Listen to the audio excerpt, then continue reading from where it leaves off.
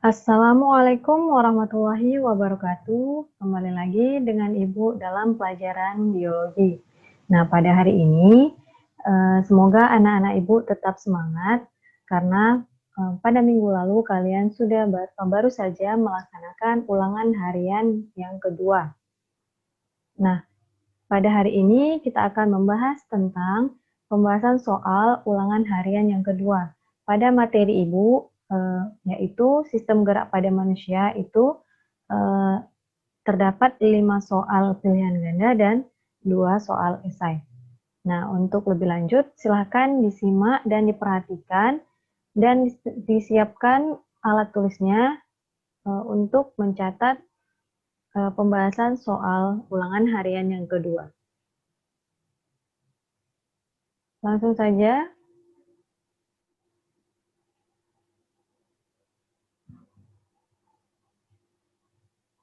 Nah, soal yang pertama, hubungan antar tulang yang satu dengan tulang yang lainnya disebut A. Sendi, B. Tulang, C. Otot, dan D. Daging. Nah, pada soal ini jawaban yang tepat yaitu adalah sendi, di mana sendi adalah hubungan antar tulang yang satu dengan tulang yang lainnya. Itu sudah jelas ya pengertian. Nah, soal selanjutnya yaitu berdasarkan sifat geraknya, sendi dibagi menjadi 3.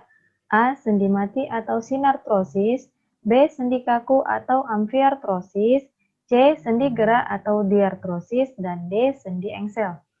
Jawaban yang tepat yaitu sendi engsel, karena di sini sendi manusia itu terbagi 3, yaitu sendi mati, sendi kaku, dan sendi gerak. Yang ditanya adalah kecuali, yaitu sendi engsel. Oke, soal nomor 3. Perhatikan gambar pada layar video kalian. Sendi yang berperan pada gambar yang diberi tanda X pada X adalah A. Sendi peluru, B. Sendi putar, C. Sendi engsel, dan D. Sendi pelana. Nah, pada tanda X ini adalah lutut. Pada lutut, di mana lutut itu bergerak hanya pada satu arah, yaitu ke arah belakang. Jadi jawaban yang tepat adalah sendi engsel, di mana sendi engsel bergerak ke satu arah dan terdapat pada siku dan lutut. Nah, selain lutut juga sendi engsel juga terdapat pada yaitu bagian siku. Oke. Soal selanjutnya, soal nomor 4. Perhatikan ciri-ciri otot di bawah ini. Berbentuk gelendong dengan ujung meruncing, memiliki satu inti sel di tengah, bekerja di luar kesadaran, gerakan tidak cepat lelah, dan terdapat pada sistem pencernaan. Jenis otot manusia yang memiliki ciri-ciri di atas adalah A. Otot polos, B. Otot lurik, C. Otot jantung, dan D. Otot manusia.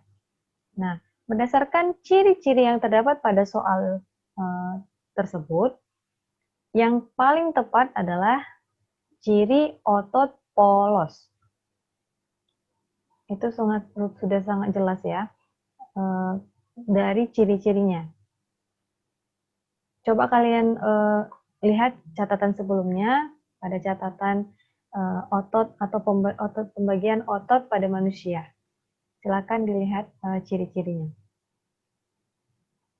Oke, soal selanjutnya yaitu jika otot bisep berkontraksi dan otot trisep relaksasi, maka aktivitas tubuh yang dilakukan adalah A. Telapak tangan menelungkup, B. Membengkokkan tangan, C. Telapak tangan menengadah, dan D. Lengan atas lurus dengan lengan bawah.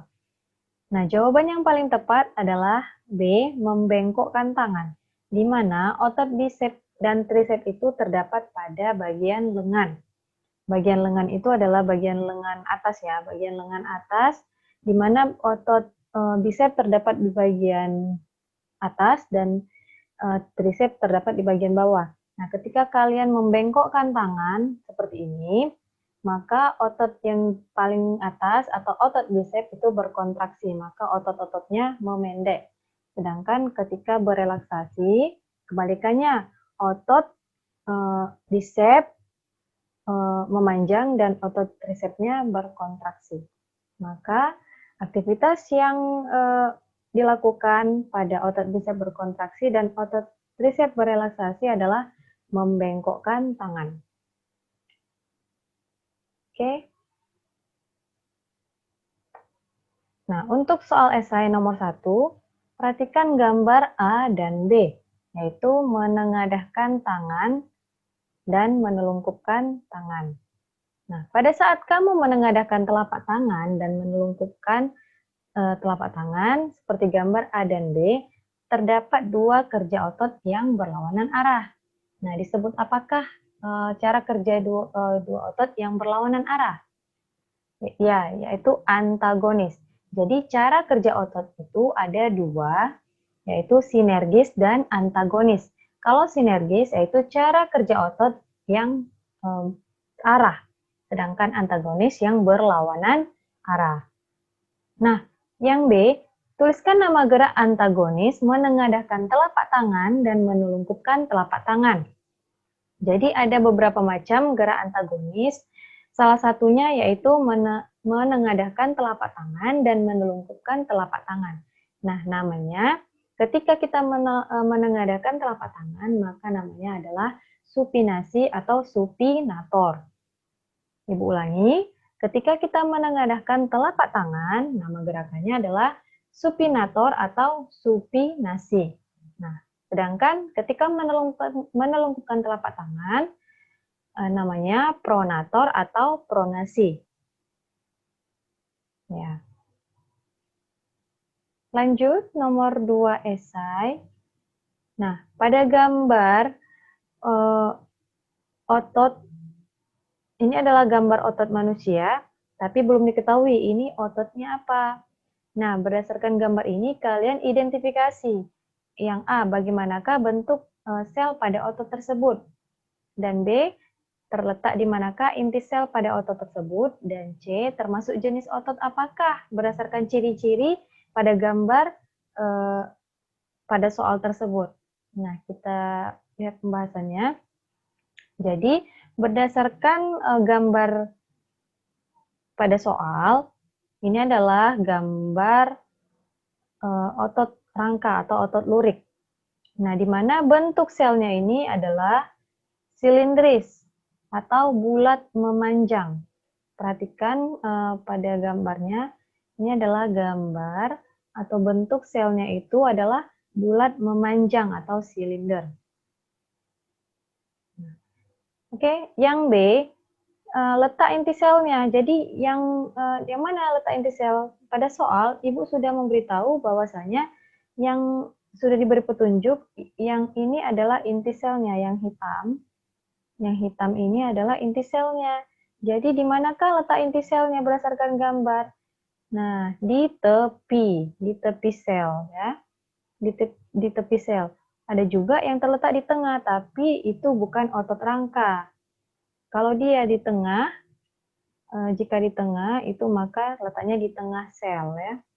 Nah, pada gambar ini adalah letak inti selnya yaitu di tepi.